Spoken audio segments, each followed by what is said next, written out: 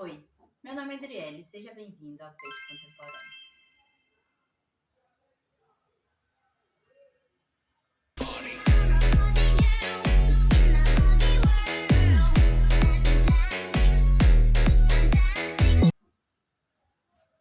Adriele, você não ia pra praia? Não. Mas então, Adriele. Falso do cacete. Adriele, você não vai pra praia? Eu vou, mas você não pediu pra eu explicar um pouquinho sobre o filme da Barbie? Não. É verdade, você não me pediu.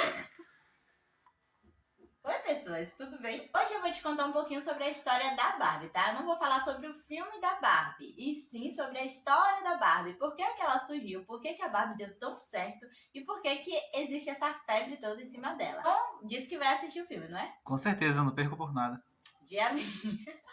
Dia 20, Tom vai assistir o filme. Eu não vou porque eu estou sem verba, mas Tom disse que vai. Também não sei se ele vai mesmo de verdade ou se ele tá mentindo aqui pra vocês, tá? Eu vou. Eu separei meu melhor terno. Aí, tá vendo? Eu já separei minhas roupinhas. Mas hoje eu ia pra praia. Só que eu pensei assim, por que não falar um pouquinho sobre a história da Barbie antes de ir pra praia? Quando eu tava pesquisando na internet sobre a Barbie, eu percebi que tem tanta informação que deu tempo de fazer até uma ficha técnica. Já enviei esse vídeo aqui pra o seu amigo que vai assistir com você o filme da Barbie, porque quando vocês chegarem lá, eu tenho certeza que vocês vão lembrar do meu vídeo e vão falar. Ele falou isso aí no vídeo e eu tô vendo agora assim, ó, de cara a cara, porque tem várias referências que eu trouxe aqui hoje. Então bora lá pra ficha técnica. Pra começar a ficha técnica da Barbie, a gente vai começar pelo nome dela. Eu não sei se você sabia, mas o nome original da Barbie é Barbara Millicent Robert. E o nome do Ken é só quem é mesmo. Ah, por que esse nome, Adriele? Então, pelas minhas pesquisas, esses nomes eles foram dados como uma forma de homenagem ali aos filhos dos fundadores da Mattel. Na vida real, a Barbie e o Ken, eles são irmãos. Até o ano de 2021, a Barbie lançou 30 filmes. Meu filme favorito da Barbie é o Barbie Diários. Depois seguido pela Princesa da Ilha.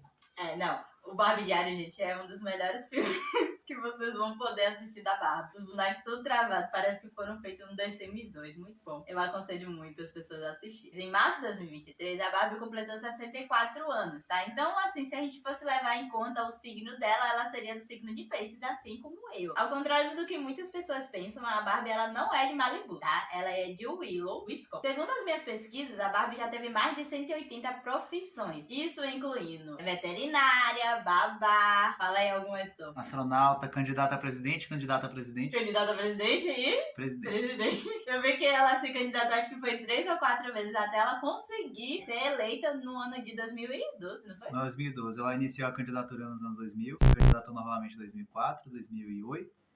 2012 ela foi eleita presidente e pelas leis americanas, se ela não foi eleita presidente de novo, ela... Nunca mais pode ser eleita. Ela pode ser eleita presidente 2 vezes. Ou seja, né? Você vê aí que a Barbie, ela tá perseverando desde os anos 2000 e nos anos 2012 ela conseguiu ser eleita presidente. A primeira seria a primeira mulher presidente dos Estados Unidos? Não, esse cargo vai pra Betty Boop. Ah, Betty Boop já foi antes da Barbie, tá vendo aí? Temos várias informações importantes aqui. Não é à toa que o lema da Barbie é você pode ser o que você quiser. Tá aí a prova, né? Ela quis ser uma presidenta e virou uma presidenta. Agora eu vou falar um dado importante, tá? Então, pra isso, eu vou precisar ler, porque é um pouco longa aqui a informação. Em 2016, a Barbie ganhou 3 novos tipos de copo. O Petite, o Curve e o Tap. 7 tons de peles, 22 cores de olhos, 24 penteados e novos acessórios inspirados nas tendências da moda da época. Uma coisa muito interessante sobre a Barbie é que ela tem uma cor patenteada. Então, se você for lá no Google e colocar o código da cor dela, você vai poder ver exatamente a cor certinha, PMS 219. Eu cheguei a colocar lá, gente, é tipo um rosa choque mesmo. Esse rosa que a gente tá acostumado a ver a Barbie vestida, geralmente esses rosas bem assim,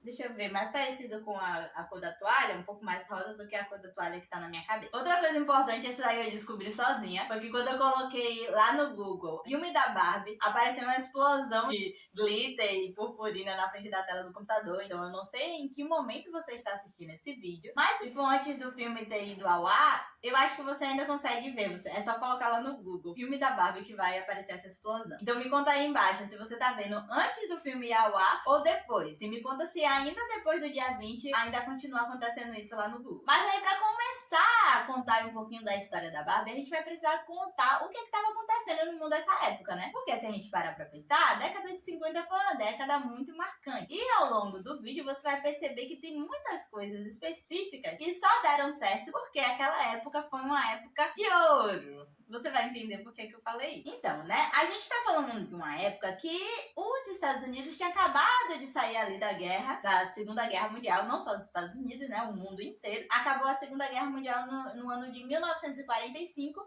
e logo os Estados Unidos embarcou aí na Guerra Fria. Então, o que é marcado a Guerra Fria aí? Pra quem ainda não pegou isso na escola, a Guerra Fria foi uma época que teve muita tensão pré-guerra ali. Parecia que que o mundo ia entrar em uma terceira guerra mundial. A União Soviética ficava o tempo todo falando para os Estados Unidos: vou jogar uma bomba em você, fique esperto. E os Estados Unidos estavam tentando enviar o homem à Lua. Inclusive, foi nessa época que o primeiro ser vivo foi a Lua. Como é o nome do cachorro, Tom? Laika. Laika. Ela tem no filme do Guardiões das Galáxias. Esse último, a cachorrinha aparece. Foi o primeiro ser vivo que foi ao espaço. Os Estados Unidos enviou o homem à Lua, ou seja, né? Ela foi enviada pela Rússia, pela antiga União Soviética. A Laika foi enviada pela União Soviética e o primeiro homem a pisar na Lua foi dos Estados Unidos. Então é o que a gente chama, né, historicamente, como a corrida espacial. Foi nessa época também que o rock estava explodindo no mundo todo, né? Então a gente tinha aí o rei do rock, que era o Elvis Presley, que estava bombando nos Estados Unidos. A gente também tinha no cinema a Mary Monroe, fazendo vários filmes, sendo a mulher o sex symbol da época, né? E guarde essa informação sobre o Elvis Presley ser o rei do rock e a Mary Monroe ser o símbolo sexual das mulheres da época. Porque a gente vai lembrar de onde que são essas figuras. Elas moram nos Estados Unidos, né? Então o mundo todo estava olhando para os Estados Unidos naquele momento. Essa também foi uma época em que os eletrodomésticos estavam invadindo as casas das mulheres. Então a gente tinha aí o aspirador de pó chegando na casa das famílias de classe média, a televisão, a máquina de lavar. Então, a gente tinha um boom tecnológico muito grande. E a década de 50 era chamada pelos americanos como anos dourados, justamente porque os Estados Unidos estavam com uma economia muito boa. E era vendido para todo mundo como o sonho americano. Eu acho que vocês vão lembrar mais ou menos o que é o sonho americano. Lembra dos Simpsons? Pois é, o Homer Simpson ali, ele é um cara normal, comum, ele não fez faculdade, ele tem um emprego mediano e ainda assim ele consegue sustentar uma casa com 2 carros, uma família com 3 filhos, um gato, um cachorro, uma casa grande, inclusive. Os filhos vão pra escola, eles viajam no fim do ano. Ou seja, eles são uma família de classe média que tem absolutamente tudo, tem uma vida confortável. Esse era o famoso sonho americano, tá? Então, os anos 50, eles foram marcados justamente por causa disso. Isso vai ser importante, essa informação vai ser importante pra gente entender por que a Barbie deu tão certo. Mas aí, Driele, você me pergunta: o que a Barbie tem a ver com isso? E eu vou te contar que pra começar a contar a história da Barbie, na verdade a gente vai precisar falar sobre uma antecessora dela, que se chama Build Lily. Quem é essa Build Lily, Driele? A Build Lily era uma boneca alemã lá da década de 50 que foi criada pra ser um personagem de um quadrinho erótico. Sim, personagem de quadrinho erótico. Você não ouviu errado. E o que acontecia com a Build Lily? Ela tinha perdido tudo na guerra. Ela ia seduzindo homens ricos pra poder ali recuperar essa graninha dela que ela tinha perdido. Então, a partir desse personagem que era do quadrinho, criaram ali uma boneca de cerca de 30 centímetros, que era a Build Lily. E ela era uma boneca erótica, tá? Então, ela tinha mamilos, a mostra, tinha um corpo bem marcado. Geralmente, os homens, né, eles compravam pra se satisfazer, né, ou pra dar de presente às suas namoradas, quando eles queriam, tipo, mostrar pras namoradas qual era a mulher ideal que eles queriam. E essa boneca, ela vendia ali nas tabacarias da Europa. Mas como é que a vida da Build Lily, né, se encontrou com a vida da Barbie? Elliot e Ruth, que são os 2 fundadores da Mattel, estavam de férias lá na Europa com seus 2 filhos. E aí, estavam andando nas ruas, a filha dela, da Ruth, olhou assim na vitrine e falou: olha, mãe, uma boneca, que bonita. Aí a mãe falou: nossa, bonita mesmo, só que essa boneca tá estranha, essa boneca não é de criança não. Logo ela percebeu que a boneca era uma boneca erótica. Mesmo assim, ela comprou várias caixas, levou para os Estados Unidos e juntamente com um engenheiro, eles começaram a modificar ali o plástico da boneca, as articulações da boneca, na esperança de fazer uma boneca muito parecida com a Build Lily, só que para criança. Em 1964, a Build Lily, ela parou de ser fabricada para poder só a Barbie ser fabricada. Então a Mattel comprou os direitos autorais da boneca e passou desde então só a fabricar a Barbie. Mas para continuar falando aí sobre a Barbie, a gente vai precisar falar um pouquinho sobre os papéis de gênero, né? Eu não sei se você já percebeu, mas em todo momento eu tô dando lugar pro homem e pra mulher na sociedade. Por quê? A gente tá falando da década de 50, né, gente? E nessa época, apesar de toda a modernidade chegando no mundo, as mulheres ainda tinham seu local ali, né? As mulheres queriam casar, ter filhos, principalmente os Estados Unidos, que tinha passado pela crise, né? A Grande Depressão dos anos 20, e depois ele ainda embarcou na Segunda Guerra Mundial e depois na Guerra Fria. Ou seja, mais do que nunca, eles precisavam ali incentivar as meninas a casar, a ter filho, a construir uma família. As mulheres, mais do que nunca, queriam ser boas esposas, afinal de contas, elas não tinham muita opção no mercado de trabalho, então elas precisavam garantir ali um bom casamento, porque eram os homens que proviam a casa. Então, isso é muito importante pra gente entender o tipo de boneca que era fabricado naquela época. Geralmente era aquelas bebezonas, sabe? Toda menina já teve pelo menos um bebezão na vida. Nem que fosse de pano, de plástico, de porcelana, qualquer material. E essas bonecas eram fabricadas para incentivar ali a mulher a ser uma boa dona de casa. Então todo brinquedo que era de menina era sempre cozinhazinha, mini cozinha, mini vassoura e pá. É sempre umas coisas assim que remetem à cozinha, que remetem a cuidar da casa, a cuidar dos filhos. E se a menina pensasse assim, eu quero brincar de moda, ela tinha a opção das bonecas em papelão, que eram bonecas em 2D ali, impressas no papelão, e você tinha as roupinhas separadas também impressas no papelão, e você ia botando por cima assim e vendo que tipo de roupa a boneca tava vestindo e trocando. Isso é divertido até certo ponto, mas não existia nada parecido com a Barbie, tá? Por isso que a Barbie fez tanto sucesso, porque ela foi uma boneca fabricada para mexer com esse imaginário das meninas. Outra coisa que é importante falar é que o Ken, ele foi feito depois da Barbie, tá? A Barbie surgiu primeiro e alguns anos depois o Ken surgiu. Ok, desde que o Ken surgiu, toda a profissão que o boneco tinha, a Barbie meio que aparecia ali como um auxiliar dele, que foi o caso da Barbie astronauta. Ela só existiu porque o Ken tinha se tornado astronauta primeiro e aí eles tiveram que fazer uma Barbie astronauta. Lembrando que a gente tá falando da década de 50, onde o mundo todo era conservador. Então, mesmo que a Ruth, a criadora da Barbie, tenha pensado em fazer uma mulher independente, uma mulher forte, que tinha trabalho, ainda assim ela disse que não pensava em fazer uma Barbie revolucionária, sabe? A Ruth, ela fez a Barbie pra representar pras meninas aquela mulher que tá naquela fase de já sou adulta, mas ainda não quero me casar. Então quero estudar, quero ter uma profissão, mas eu pretendo me casar um dia. Por isso a Barbie, ela era ali auxiliar do quê? Pra lembrar do papel de gênero na sociedade, né?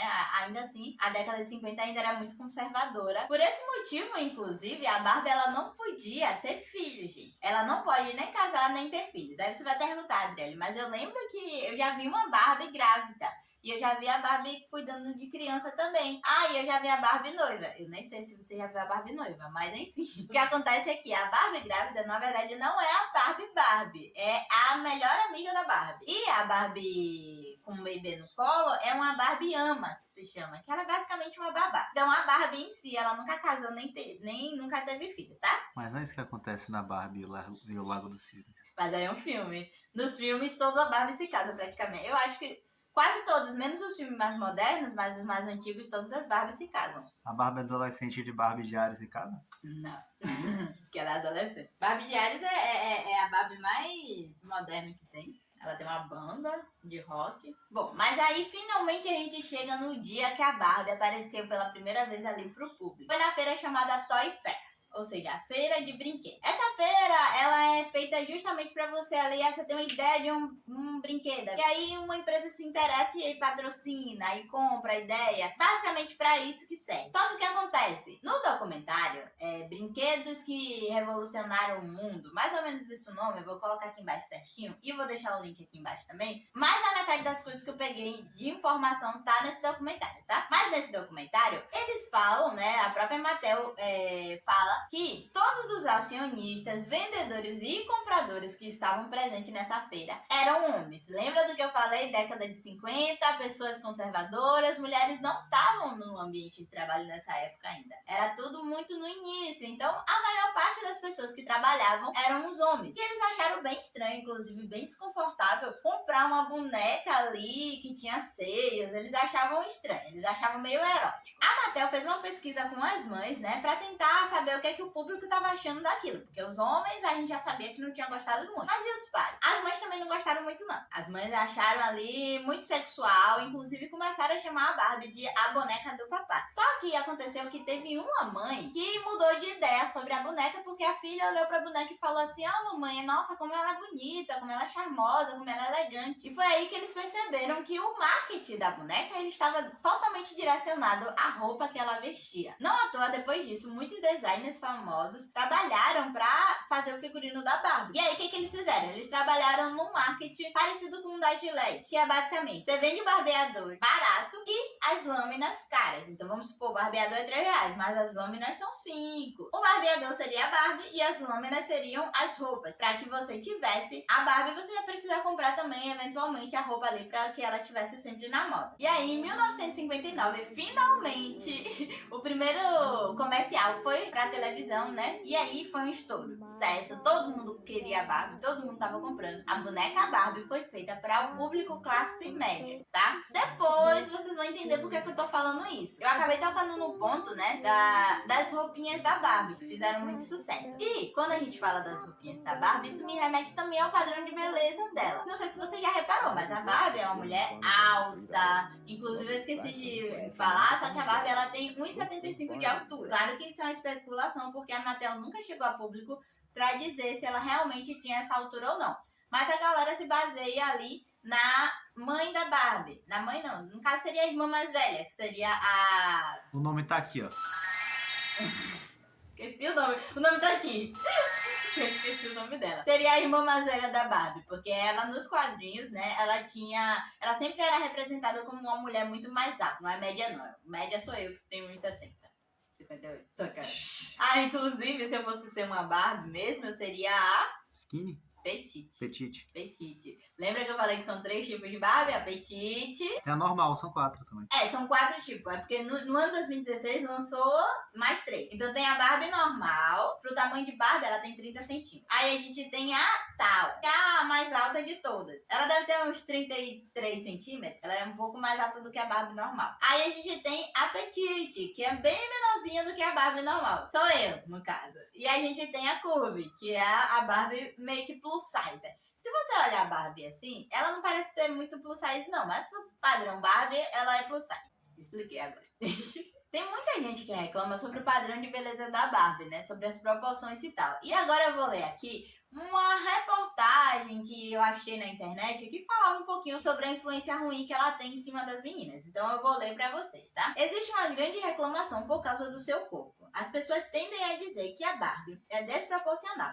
Segundo o infógrafo do Rehabs.com, graças à sua cinturinha, Barbie só teria espaço para acomodar metade de um rim e alguns centímetros do intestino. Como o pescoço é 2 vezes maior do que o de uma mulher normal e 15 centímetros mais fino, ela não teria como manter a cabeça erguida, andar só de 4.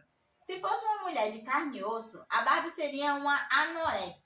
No documentário que eu assisti da Mattel, eles falavam sobre esse tipo de reclamação que as pessoas fazem na internet, mas aí eles falaram, gente, ela é só uma boneca, ela precisa ter proporções não humanas. E eles explicaram também que, pelo fato do foco ser as roupas da boneca, ela, quando eles vestiam ela com pano, que era muito grosso, o pescoço dela sumia. Então eles tiveram que aumentar o pescoço dela. Isso acontecia também com a cintura. Então as proporções da boneca, elas foram aumentadas, né? Justamente para que elas ficassem elegantes com as roupas. E aí a gente entra nessa questão, né? Tem um monte de gente que reclama, que fala que a boneca, ela influencia a anorexia, e muitas pessoas que falam, gente, é uma boneca, você tem que se inspirar nela e não querer ser ela. E aí quando a gente fala em querer ser a Barbie, sabe o que isso me remete?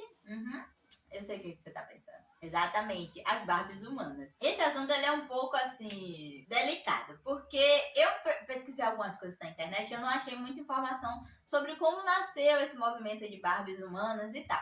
Mas eu vou citar aqui 3 ou 4 Barbies humanas que me chamaram a atenção e que eu considero importantes para a criação aí da nossa cultura. A primeira de todas é a Andressa Damiani. Essa, se eu não me engano, ela aparecia no programa da Eliana, tá? E ela leva o estilo de vida de Barbie humana um pouco mais como um cosplay. Então é mais um personagem que ela se veste ali em alguns momentos. Pelo que eu entendo, é uma forma um pouco mais saudável de ser uma Barbie humana, porque ela já tem um biotipo de uma mulher magra, ela já é branca, já é loira, então ela já encaixa muito naquele perfil. E eu lembro que ela ficava postando vídeos no YouTube, ensinando a fazer maquiagem de boneca e tal. É uma coisa um pouco mais light. Vou pegar aqui o nome dela. Ana Santos. Eu lembro de quando eu tava pesquisando isso, eu vi que essa Andressa e essa Ana, elas fizeram uma parceria de fotos. Na verdade, eu não sei se a Ana, ela já é famosa por ser uma Barbie humana também. Mas o que me chamou a atenção é que ela é uma Barbie humana negra, que era uma coisa que a gente não tava muito acostumado. Mas eu não pesquisei muito sobre isso não, até porque eu só queria trazer exemplos de nomes aqui. Aí agora a gente vai falar sobre Jessica Alves. Se eu tô falando aqui esse nome, talvez você não esteja lembrando,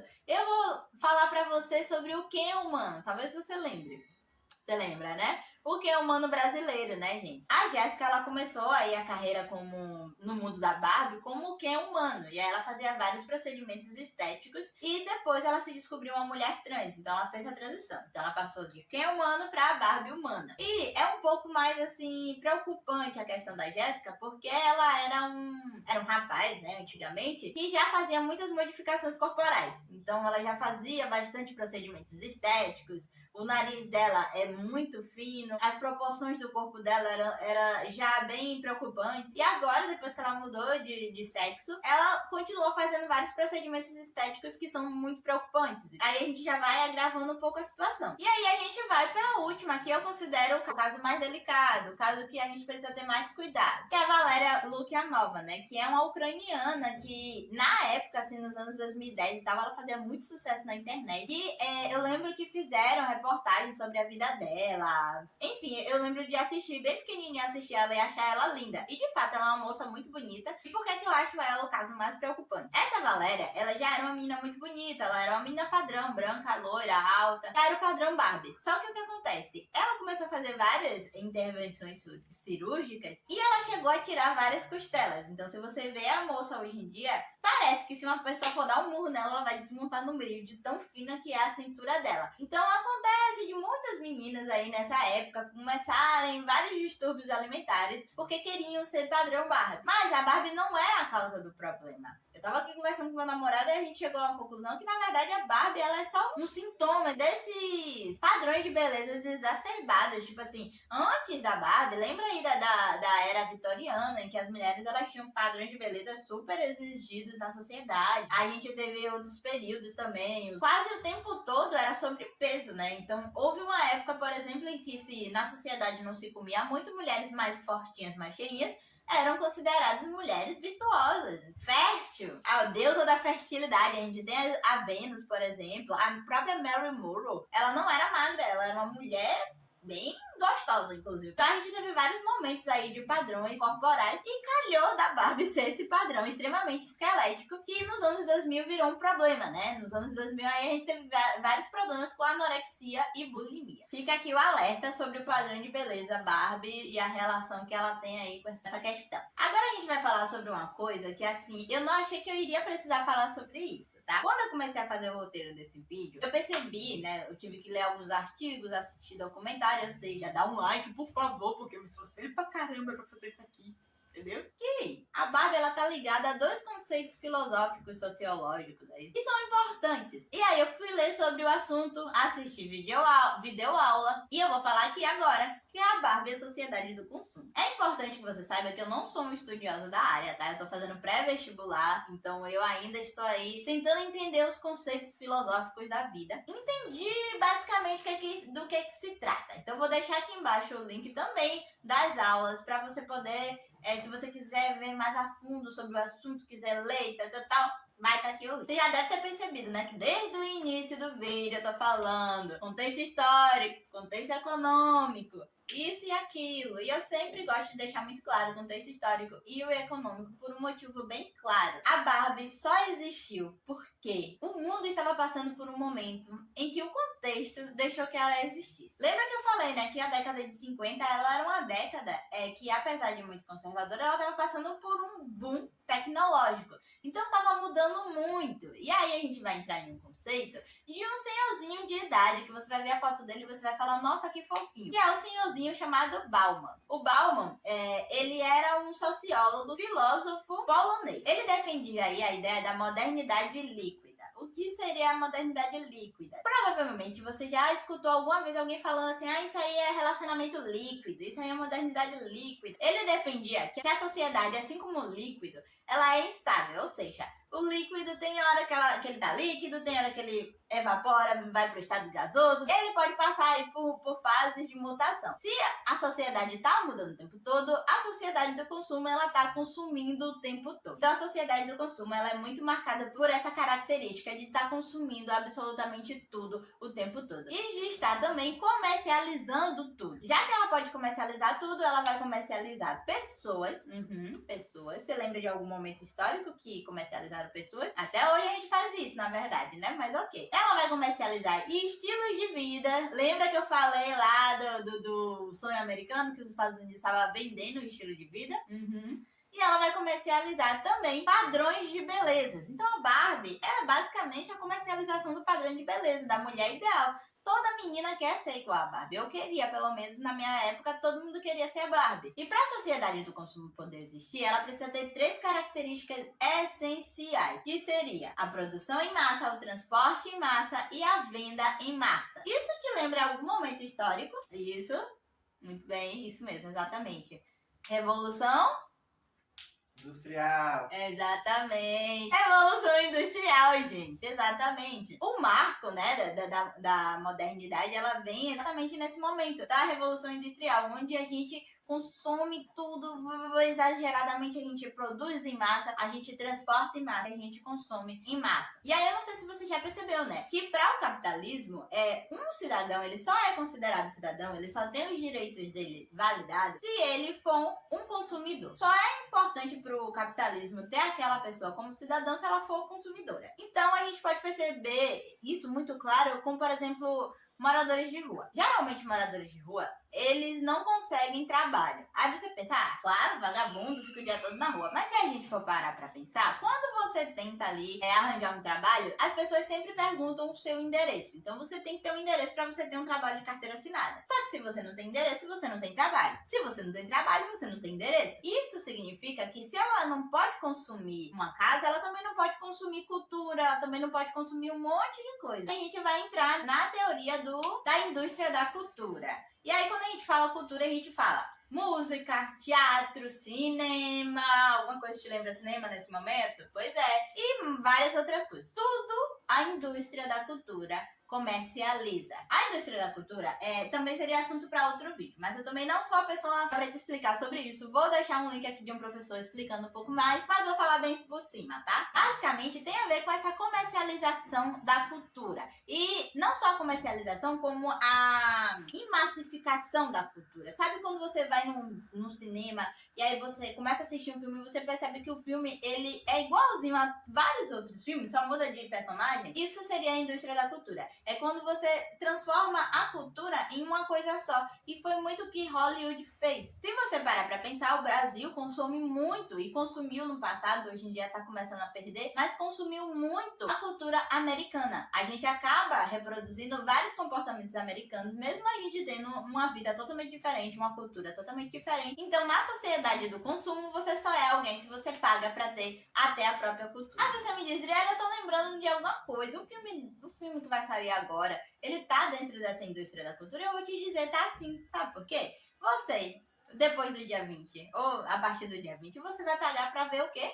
Exatamente o filme. Se você não tivesse dinheiro pra ver esse filme, você não iria ver. Aí, mas vamos supor que você tem dinheiro. Foi lá, pagou o ingresso, sua best friend toda de rosa, assistiu o filme. Você saiu de lá, esse filme é maravilhoso, eu amei. Só que aí você também pensa, poxa, seria legal ter uma boneca da Barbie agora, né? Por mais que eu já tenha 50 anos de idade, é legal eu ter uma boneca da Barbie, isso representa a minha infância. Aí depois você pensa, poxa, seria interessante, né? Comprar uma roupa diferente da Barbie, tá todo mundo comprando, e aí você compra a roupa da Barbie. Você percebeu que o filme te trouxe emoções? Ele fez com que você voltasse lá no passado. Talvez você já tenha tido uma daquelas Barbies que apareceu ali no filme. Isso mexeu com sua emoção. Isso é o que a indústria da cultura faz. Ela comercializa sentimentos.